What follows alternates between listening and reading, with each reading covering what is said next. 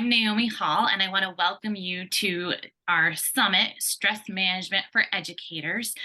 And my goal with this summit is to help educators find powerful tools to reduce their stress and increase their quality time for themselves and their families, because educators are some of the most stressed people I know. And when you're stressed and overwhelmed, that quality time seems like it doesn't exist. So today I have with me Dr. Jon Finn. He is the author of best-selling book, The Habit Mechanic, which took him 20 years to write because it's his life mission to help people be their best in this challenging modern world. So he also founded the award-winning Tougher Minds Consultancy and has 3 psychology-related degrees. He's worked in performance psychology, resilience, and leadership science for over 20 years, and he regularly writes for Forbes and hosts the Habit Mechanic podcast. So I thought, who better to have come on and talk to us about stress management for educators? So welcome, Dr. Finn. Well, thank you for having me, Naomi. It's fantastic to be here. Thank you. I listened to some of your book and I've listened to your podcast, and I know that your specialty is habits, as the title of your book says. What's the connection between habits and stress? Yeah, so I think it's helpful to take a step back Mhm. before we get into that connection between habits and stress. So the way I would think about us, human beings, individually and collectively, is that our brain runs us. Our brain is running everything that we're thinking and doing. And what we now know is that most of what we think and do is automatic or semi-automatic. And that's not 50% or 60% or 70% like the pop psychology books that are typically written by journalists will have you believe. It's at least 98% Mm. of what we're thinking and doing right now is semi-automatic or automatic thinking and doing. And sometimes it's 100%. Mm. Um, so you will see people's work like Daniel Kahneman, Thinking Fast and Slow. That's what that work is about. Mhm.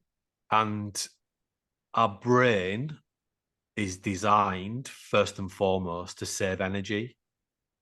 So it's designed to help us to move around and solve problems relating to survival. And energy for us human beings has been a scarce resource for most of our 300,000 plus year existence. So we've got very good at conserving energy. And this is why our brain turns everything that it can into habits, because habits are the most energy efficient way to think and do.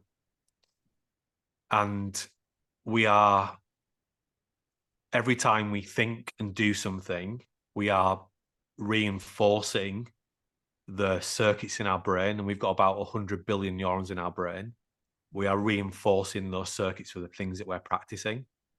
So to kind of fast forward, if you're practicing telling yourself, I'm useless and I'm rubbish and I'll never be any good at this, you are practicing your habits for that. You are getting better at that. So all the time, we are getting better at the things that we're practicing. Mhm. So what I think is the most helpful way to think about what we think and do is in units of habits. I think habits are the most practical way to think about the things that we think and do, because we understand how habits work, and because we understand how they work, we can understand how to rewire them and how to reprogram them. So you might have a habit for speaking to yourself in a really negative way, Mm. which contributes in an unhelpful way to being more stressed than is helpful. That's driven by a habit loop. But we can actually understand how to start to reprogram that habit loop so that we speak to ourselves in a more helpful way. So in short, if you have unhelpful levels of stress, and it's worth saying that everybody gets stressed, it's just a natural human response. There is something neurobiologically called the stress response, and it happens naturally in everybody's brain, but it's only designed to last for a few seconds. And when it goes on for longer than that, it can cause problems with our brain function, which hasn't, negative consequences for what we think and what we do. But if you have unhelpful levels of stress, that's a habit problem. Mhm.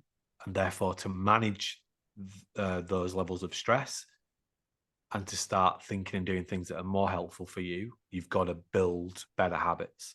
So you can read all the stress help books in the world and get all the tips and all the tricks.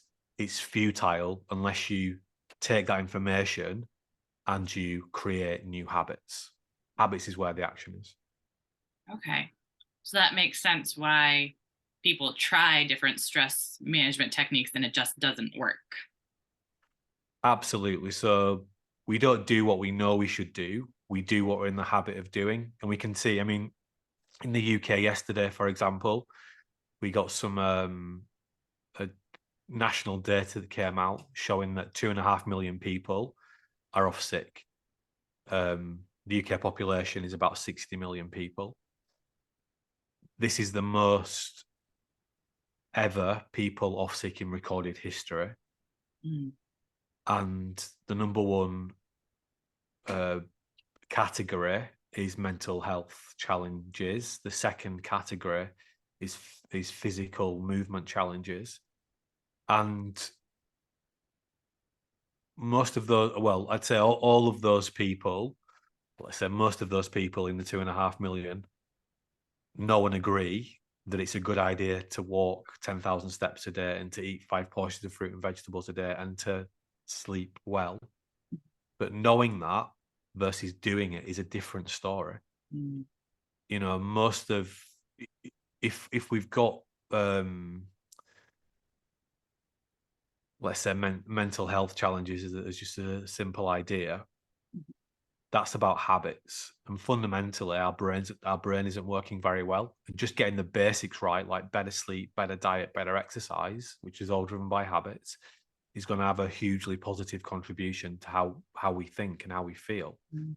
But people know, although people know what they need to do, doing it is a different story. Mhm. Yeah, that makes sense. So you talk some in your book about activation level as being something important related to stress. How does that work? Yeah, so the activation the concept of activation is something that we've created. We created that concept to make it easier for people to understand themselves, their energy levels, physically and mentally. But the visual of this is it's a dial. So the dial goes from 0, 0 all the way around to 100. And if you're at 0, 0 on the dial, it means that you're dead. So that's the starting point. If you're at 1, you're in a really deep sleep. Maybe you need to get to about 5 on the activation level to fall asleep. So the low numbers, you're calm, relaxed. And the further you go around the dial, Mhm. the more activated you are. And at the highest numbers, your heart's beating as quickly as you can. Mm. But at the highest numbers, you could be angry, you could be stressed, or equally, you could be excited Mhm. because it all kind of looks the same in your brain. Mhm. So activation is with us every second of every day. And there's an optimal activation level for everything that we do every day. So if you want to get a good night's sleep tonight and you need to be down at a 5, so you've got a chance of falling asleep, but you just checked your emails and there was a bad email, and that means you're up at an 80, you're going Mhm. to be laying in bed wasting your time because you're not going to be falling asleep. Mhm. If you want to get to your desk first thing and do some prep before classes start, and you need to be at a 60 to do that clever prep work, but you didn't sleep very well the night before, or you're teaching remotely and you haven't done any exercise yet, your brain's not working properly. So you need to be at a 60 to do the prep well, but you're down at a 20. You don't have the right neurotransmitters in your brain. So there's an optimal activation level that we need to be at for every task that we do every day. So every task is a bit different. You know, lots of people can empathize with the afternoon lunch kind of slump. Mhm. So you can't get to the right activation level to match the task that you need to do. What many people are struggling with at the moment is getting to the right activation levels in the evening so they can actually switch off and recharge. Mhm. So typically, what a stress response does. So the reason that something is stressful is, so this is any stress. Any stress happens simply because what you expect to happen doesn't happen, and you get what we call a disconnection of meaning systems. Mhm. This could be as simple as you hold the door open for someone and you expect them to say, "Thank you, that's very kind of you," and they just ignore you. Mm. So what you expect to happen versus what happens gets disconnected. You might expect that your pupils will behave in class and they don't. So you get a disconnection. Mhm. So we're surrounded by disconnections in our lives. Mm. And some of the disconnections are tiny, some of them are really big. But that's the root cause of any stress. Mm. And at the moment, in this new post-pandemic world that we're living in, these disconnections are increasing all the time. And Mm. that's partly because of the pace of change that's happening in the world. So we're seeing, for example, this explosion in human-like AI, generative artificial intelligence. Even doing something as simple now as banking is changed because you have to do it online. Mhm. The way that people have been teaching over the pandemic has changed, so we have to get used to the new technologies. We're having to get used to kids that can't concentrate particularly well. Mhm. We're noticing that our own concentration levels maybe weren't where they used to be because we're practicing concentrating differently. Mhm. So we're surrounded by these disconnections. And a big chunk of my PhD work is in transitions. So, and in our lives, we have what we call normative transitions. So, normal transitions that most people go through, moving from being a child to a teenager to an adult, getting your first full-time job, getting married, having kids, etc. We have these normal transitions in our lives, but we also have what's called non-normal transitions, things that are a bit more random. And I would argue that for most people, they've been propelled into these non-normative transitional states. That's what the post-pandemic world has done. Mhm. And the definition of a transition is that you've got sources of stress, these disconnections in every corner of your life. So at work, at home, in social life, they're just surrounding you. So these disconnections are surrounding us. And that means that it's harder than ever to get our activation to where we need to get it to do the kind of stuff that we need to do to be at our best. Mhm. And that includes getting a good night's sleep. It includes exercising well. It includes eating properly. It includes deliberately processing out stress at the end of the day. Mhm. And obviously, it includes doing all the things you need to do your job well and have good relationships. So when you get a disconnection, you get a twofold response. This is the stress response kind of unraveling in your brain. So the first part of the response is the fight, flight, freeze response, which most people are familiar with. There's something very complex going on there in something called the HPA axis in your brain. But in very simple terms, your activation, wherever it is, so let's say I'm nice, I'm calm and relaxed, and there's a big bang, my activation goes up Mhm.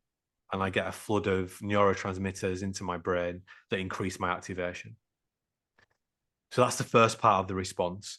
The second part of the response then is my attention typically drifts onto the threat, the worry, or the problem. So wherever my attention was before the disconnection, it gets magnetized onto the problem. It could be something real like a tiger just came into the room Mhm. or a kid's behaving really poorly in class. Mm. It could be something much more cognitive. For example, you got an email of someone, of a parent that you really respect, and it's a bit of an angry email, and you're really concerned that you've damaged your relationship with this parent because in our brain, social status is just as important as physical violence threats in terms of what we prioritize paying attention to. So our activation,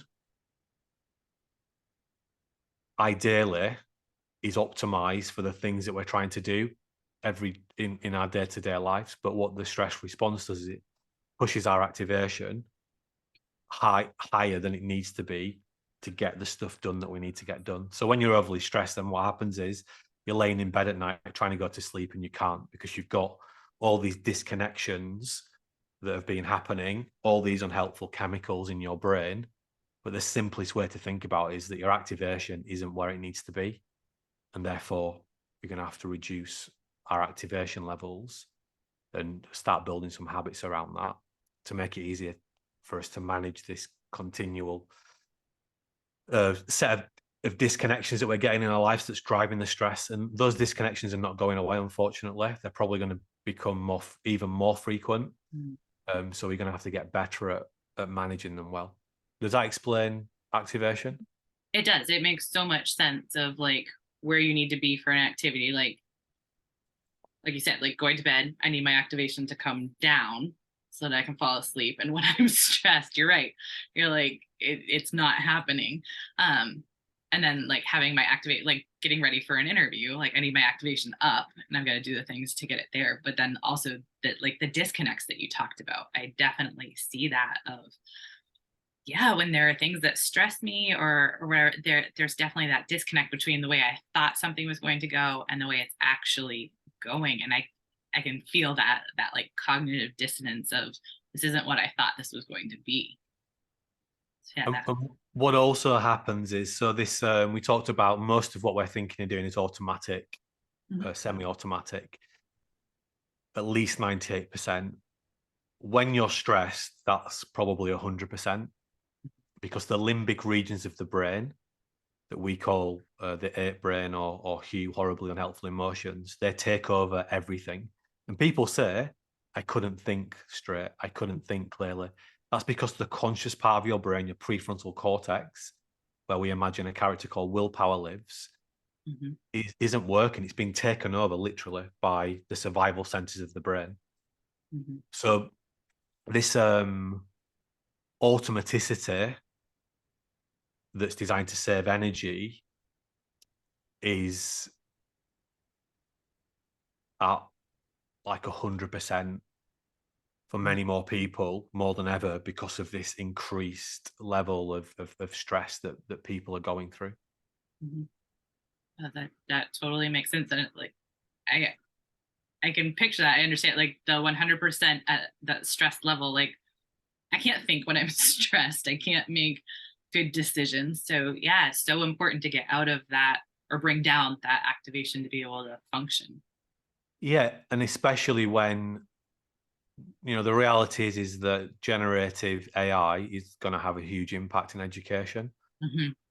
So lots of the work that educators currently do, which is more what I would call freezing ice cube work, so easy, quite repetitive automatic tasks, even just teaching some of the same content you've taught again and again and again, Hmm. AI is going to do that for us. It's going to do it more faster, more efficiently, more effectively. So the role of the teacher is going to be more the coach, to Hmm. build the relationship, to help the student to overcome that little challenge that they've got. Essentially, it's going to be a habit coach. We call them habit mechanic coaches, Hmm. and that's going to require us getting better at using that 2% that we've got. So first of all, we're going to have to learn how to manage stress so we can get our brain working really well. And that's why we always start our programs. If you want to get good at managing stress, the first thing you need to get is good sleep, good diet, good exercise habits, because that sets a great foundation for good brain function. The next thing you need to understand is your activation, which is why we just talked about that, because activation is the epicenter of our lives. And when we're at our best, it means we've got our activation levels absolutely nailed. When we're struggling, it means that the activation levels we need to achieve, we're just not able to achieve them. Hmm. So every super habit I've built is really around allowing me to get to the right activation level for both my downtime, my recharge time, Hmm. which includes sleep, but also non-sleep stuff. So I can reduce my activation when I need to, Hmm. but also my high charge work. So I can do what I call building ice sculptures, do my really clever, creative, problem solving, high impact work. and do that on a consistent basis day after day. Well, that's great. I love that you focus on like the sleep, the diet, the exercise. Those are so important in this, and can be challenging to do. You also talk about confidence, the importance of confidence in stress management. And I know for educators, a lot of them, their confidence has really taken a hit in the last couple of years, just because of, like you said, all the changes that have come, all the changes that are coming. I think a lot of educators are struggling with confidence. And you talk about how do we work with that? Yeah, so we first of all need to understand what confidence is, and often it's not explained very well. So confidence is a two-part construct. So often people say, well, self-esteem is confidence. It's not, it's one part of confidence. Confidence is two parts. One is your belief, which is your self-esteem. So your belief in how good you are as a teacher, for example. But confidence has a second part, which is the evidence, and that's self-efficacy. So the way we think about this is we talk about the igloo of confidence, and we have multiple igloos. So it's like your life is a housing estate of igloos. Each igloo represents a different part of your life and your confidence in that part of your life. So you've probably got one for teaching if you're listening or watching this. So think of the shell of the igloo. That's your belief in how good you are as a teacher. So that's your self-esteem. Think of the blocks in the igloo as the evidence, the self-efficacy. So I can read, I can write. They're foundational blocks. I'm good at speaking one-to-one with colleagues. I'm good at speaking one-to-one with students.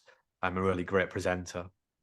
I know I might have multiple blocks for the subject that I teach, and so on and so forth. So the challenge is that we often, because we've been miseducated about what confidence is, we've been led to believe that it's all about belief and self-esteem.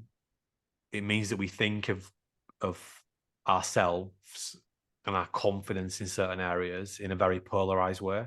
So we think, I'm either got loads of confidence in this area, or I've got no confidence in this area. And of course, it's never one or other. It's always on a continuum.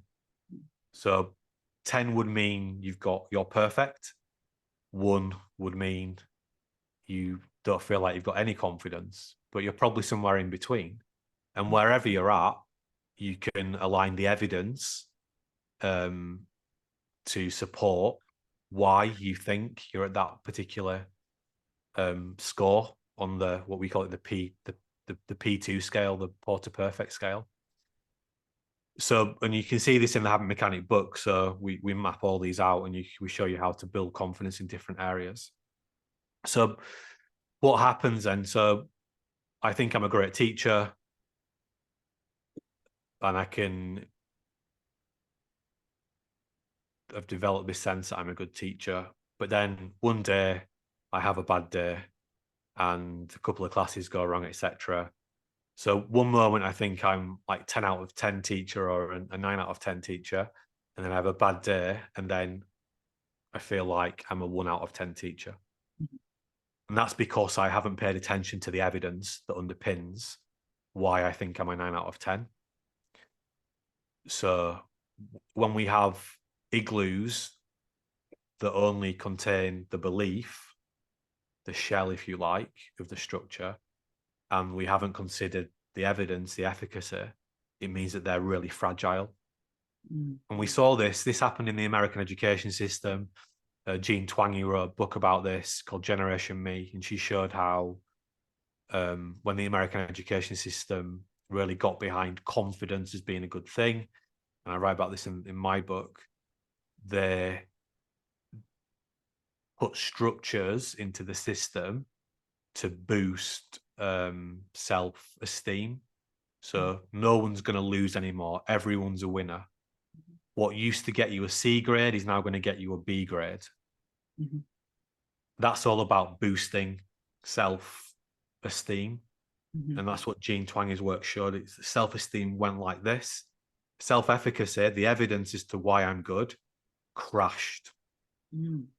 So it created a generation of people who have really fragile confidence because they were being told, and this is still happening, that you're great, you're great, you're great, you're great, you're great, you're fantastic, you're great, you're fantastic. But where's the evidence for that?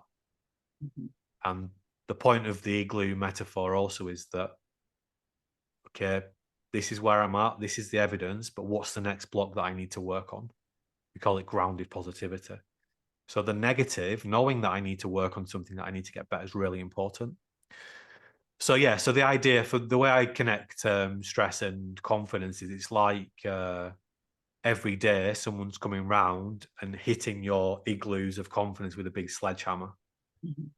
So if my confidence gets hit with a big sledgehammer and I understand my self-efficacy for being a teacher, the evidence that supports why I'm a good teacher, I'm going to that sledgehammer hit is going to be far less negatively impactful on my confidence levels than if I don't understand the evidence. So if we have really robust igloos, it's going to be much easier to manage and stabilize our confidence. And I talk about this in much more detail in chapters 22 and 23 of the Habit Mechanic book.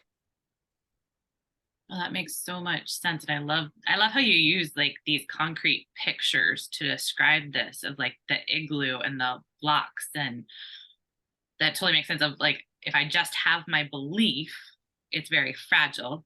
And that sledgehammer is going to destroy my igloo. Whereas if I've taken the time to build those ice cubes and know what my evidence is, it's the same hit, right? But it's a different result on me. Yeah, and it's probably worth saying this is why it's taken over 20 plus years to put this stuff together.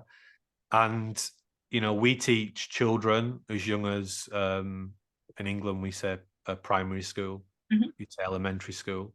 And we actually have a curriculum where we teach kids this stuff about themselves. Okay. But we also work with CEOs who run some of the biggest companies in the world. So we created a program that's understandable for everybody. You know, the examples are sometimes a bit different, but the core idea is the same. And it's trying to make this very complex, well, our brain is the most complex thing in the known universe. It's trying to make how it works and the impact it has on us positively and negatively more tangible so that we can get more control over it and, you know, create a better story about how to manage our own lives and how to be at our best. So yeah, the Habit Mechanic book isn't one of these books that repeats the same idea 10 times. It's a manual for life. That it literally is the vast majority of our training program in a book. The training program that we've tried and tested with over 10,000 people, all the way from schools through to global businesses, elite sport, and it's all in the book. And ultimately, managing stress isn't just about targeting the stress. It's about getting a number of habits right. And in the book, we show you exactly how to do that. But we also show you how, as a leader, you can become so first you become a habit mechanic, then you become a chief habit mechanic. So how a leader, how you can set up a culture that makes it really easy for people to build and sustain really helpful habits. Because ultimately your culture is driven by habits. That's the thing that's driving it. So yeah, I'm glad that the visuals are making sense and hopefully it's making sense to people that are watching as well. But just get the book if you want to see them. Yeah. It's a fantastic book. As I said, I listened to it, to parts of it, and I'm excited to actually read it and apply these. As we wrap up.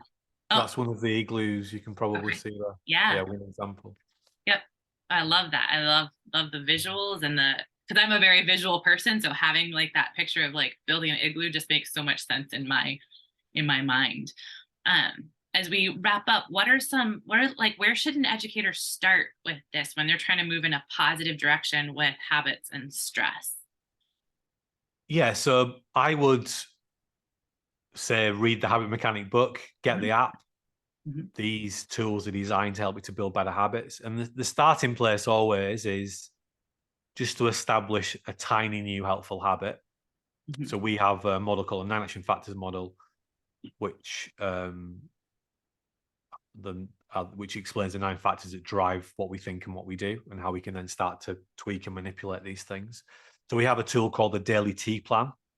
And if you go into the Habit Mechanic University app, you can see people posting their daily T plans. T stands for tiny, empowering action. So every day you essentially do 3 things, and it takes 2 minutes, and it will save you a lot of time. You rate yourself out of 10. Again, this is in chapter 1 of the Habit Mechanic book. You rate yourself out of 10, and you can do this in the app as well. There's like you select the answers, and it's all nicely formatted. Rate yourself out of 10 against the question: how well did I do my best to be at my best? 10 would mean you were perfect. 1 would mean you failed. You'd be somewhere in between. Mhm. Then you commit to a T, a tiny, empowering action.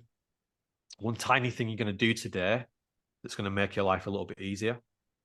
So one of the things I'm doing at the minute, for example, is I'm not checking the news in the week. Mhm. So I'm not checking the news. I catch up at the weekend. It might be go for a 5-minute walk at lunchtime. It might be eat a piece of fruit with breakfast. It might be write a written reflection at the end of the day, a positive reflection. And then number 3, you say why. Why is doing that thing going to be helpful for you? So you create a T, takes 2 minutes, and it will save you lots of time. So all these tools, and they're about 30. Well, there's over 30 tools in the Habit Mechanic book, and an app, and the app and the book work together. And all these tools are designed to save you time ultimately. Mhm. So building better habits allows you to save more time, to spend more time doing and thinking things that are most helpful for you. So I would say just start there. And then if you want to get straight into once you've read chapter 1, and I'd say read chapter 2 as well. And if you want to get straight into the stress management stuff, you go to chapter 22. You might read chapter 21 first, because that's the activation stuff. Mhm. And there's multiple tools in the stress chapter that are going to help you to manage directly the stress response. Mhm. Okay, that's fantastic. I love.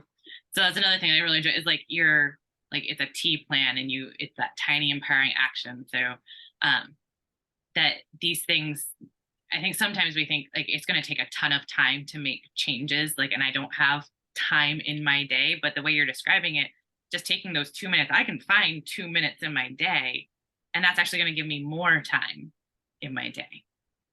So I think Exactly. I love that like there's something that I can do that's real quick that's going to give me an even bigger payout on the investment. So we see very quickly, and the premise of our app, and we're launching this very, very soon, but we've seen this time and time again. Within 90 days, we know that if you follow our program, you can save probably between an hour and a half and 2 hours a day, Wow. getting high quality time back into your life to do the things that you want to do. So Hmm. our promise in the app is to improve your happiness and performance by over 25% in 90 days, because we know that there's 24 hours in a day, but there are key hours in your day. And I think it's a window between 4 and 5 hours where if you nail those 4 or 5 hours, that's the thing that really supercharges your health and your happiness and your performance and makes you feel good about yourself. But they're the hardest hours to really nail. Hmm. And that program shows you how to do that. So you can spend more time using that clever part of your brain Hmm. and accelerating your life in the way that you want to go. So our app does that for you, and it's a really exciting extension to the book, because it's, we can harness the power of technology, so that it makes it even easier for people to stay on track with their habits and their behavior. So the Habit Mechanic University app's really, really powerful, and we're releasing new features all the time. And we're going to give people some free access to the app, which we'll talk about shortly. I think.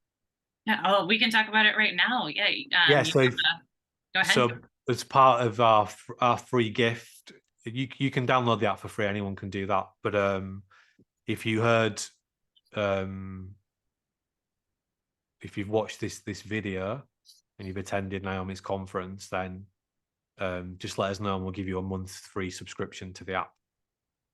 That's So fantastic. that will be 50 UK pounds, about $60 worth of free access.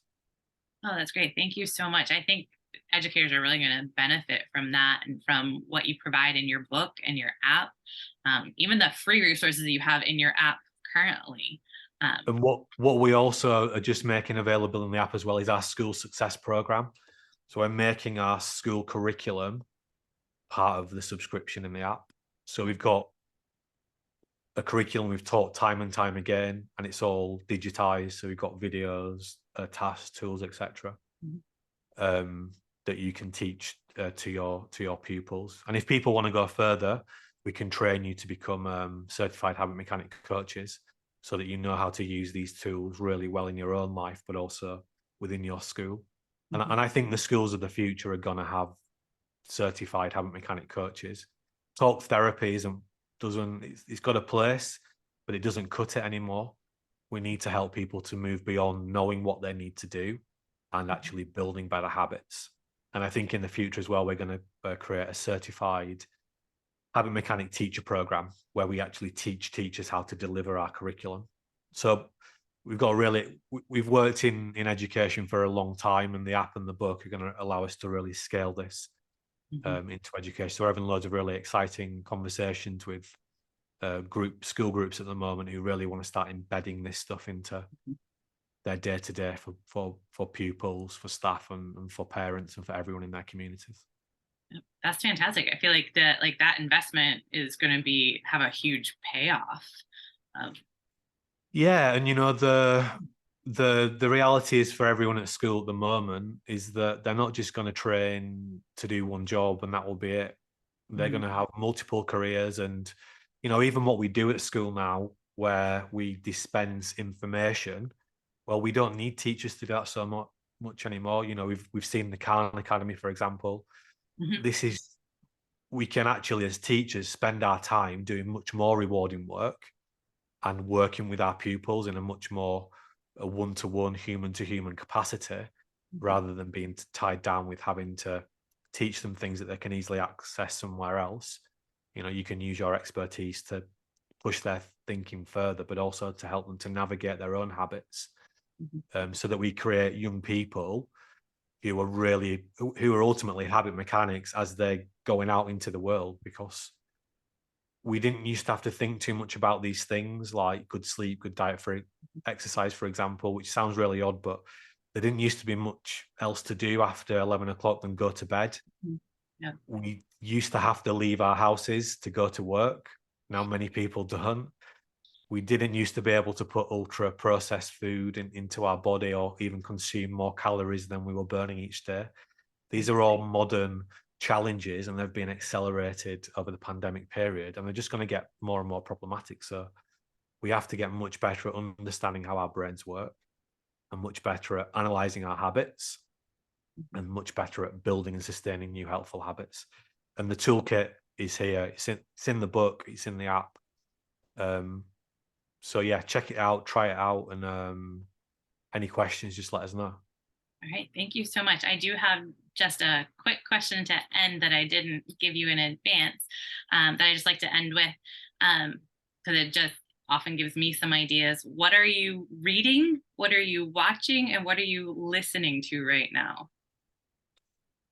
It's a good question. I'm actually reading a book about karate, the history of karate, Oh, because I'm kind of interested in that, the um, the character development kind of curriculums, and there's lots of parallels between our very cutting edge science approach and these kind of tried and tested insights. So that's why I've been reading. Plus, I'm always reading business books, etc.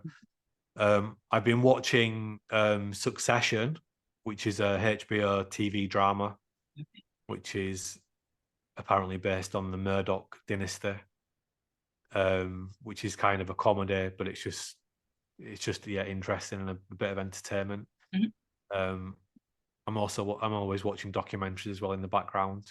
mhm, What am I listening to? A few different podcasts that I'm switching in and out of.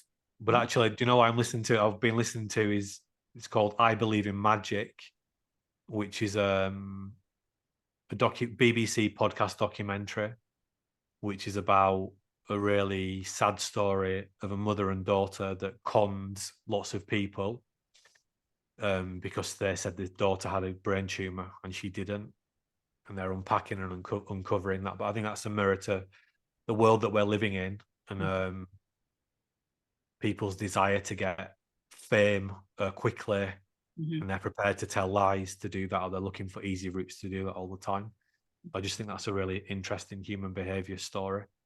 Well, that But sounds why very I'm also listening to that mechanic podcast, literally, because I always listen back to them. And I listen to the audio book. You know, I listen to the stress chapter to prepare for this today. And every time I listen to one of these chapters, I learn something new, because this is evergreen material. Mhm. Because even though I wrote it, the last time I explored that content, I didn't know exactly the same stuff that I know today Mhm. when I explored the content, or my life was in a slightly different place. Mhm. So yeah, there's some of the things that I'm doing. And if that's interesting or not to people, but Oh, it is. Well, I love that you brought up karate because I'm a martial artist. So as you were talking, I could see some of that connection of the like building your evidence um, through like building your skills in karate. Like as you go up and like you're always learning and growing, you have that foundation of, and I actually had to do this for myself because I changed schools. And I had, you go through all those questions in your mind of like, am I good enough? Do I know what I'm doing? All of that. But I had that evidence to go back on of like, I do have these skills. I know this, I can do this. And like, I could go back to that evidence, like you talked about in the igloo. yeah, so you changed karate schools essentially. Yeah, yeah, exactly. So that's the thing, you know. So for in fact, anything that we want to transition into doing, if you can read and you can write, you know, you've already got some building blocks, Mhm. because being able to read and write is the gateway to learning new things. Um, and if you can't do that, if you can understand the language you want to learn it in, so yeah, it's yeah, I think the karate thing's really, really interesting. So that's what I've been exploring. Yeah. Mhm. Yeah. Well, I want to thank you for joining us and for all that you shared with us. I appreciate your time. And want to thank our audience as well. Excuse me. Uh, we have 19 other experts. So if you've listened to this interview, this has been great. I learned a lot from it. I love the information that you shared with us. And catch our other interviews. And as Dr. Finn shared, we do have a link for you to his app. And so check that out and his free gift to you. There's a lot of resources in there that you can use. And I'm excited for you to see that. So thank you. Thank you very much. Thank you to everyone for listening. And if you have any questions, just reach out and get in touch. Thank you very much. I hope everyone has a great day.